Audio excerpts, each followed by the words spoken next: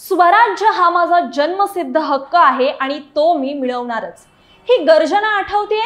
होय, बरोबर ओळखलत। आणि ज्यांना नसेल माहित तर ही गर्जना करणारे थोर व्यक्ती म्हणजेच लोकमान्य टिळक।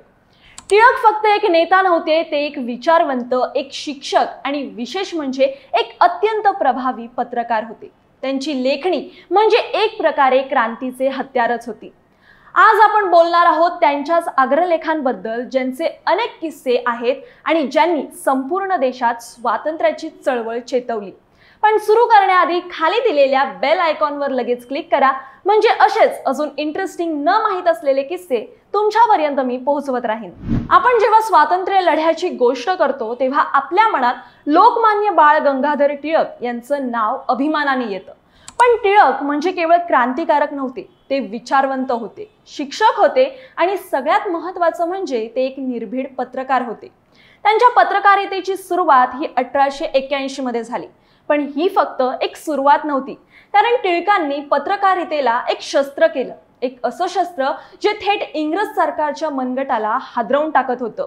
आता ते कसं, ऐका। लोकमान्य बाळ गंगाधर टिळक यांनी 1881 मध्ये आगरकर, विष्णुशास्त्री, चिपळूणकर आणि इतर सहकार्यांसोबत मिळून केसरी हे मराठी भाषेतील वृत्तपत्र आणि मराठा हे इंग्रजी भाषेतील वृत्तपत्र सुरू केलं।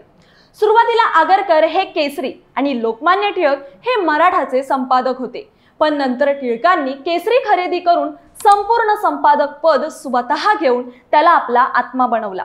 त्यांनी 1881 ते 1920 या 40 वर्षांच्या काळात 2000 पेक्षा जास्त प्रसिद्ध अग्रलेखांच्या पलीकडे 513 अग्रलेख लिहिले, जसे की उजाडले पण सूर्य कुठे आहे, टोणग्यांचे आचळे असे बहुतेक प्रसिद्ध अग्रलेख।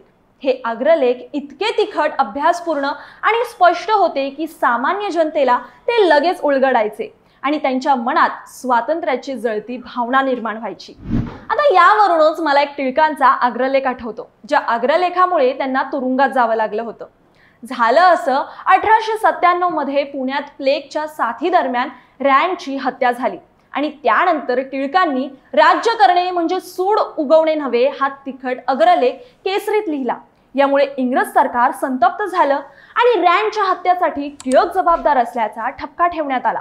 जरी कोणताही पुरावा सापडला नव्हता तरी सुद्धा त्याच्या पाठोपाठ सरकारचं डोकं ठिकाणावर आहे का, या अग्रलेखामुळे टिळक व हरिनारायण आपटे यांच्यावर राजद्रोहाचा खटला दाखल करण्यात आला आणि 1.5 वर्षांची सक्त मजुरीची शिक्षा झाली।